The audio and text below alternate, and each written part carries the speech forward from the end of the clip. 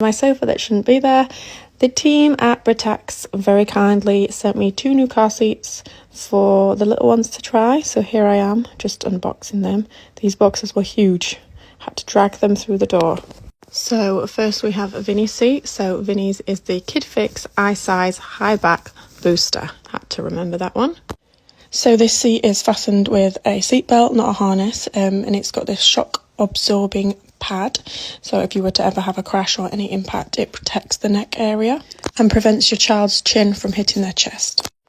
Both chairs are also from the Green Sense collection, which means the fabric on both of the chairs is made using 100% recycled PET bottles. I was absolutely made up to find these little QR codes on the labels. It just made it so easy to read about each seat individually. You've got all your installation instructions, as well as all of your information on how to adjust certain areas of the seat.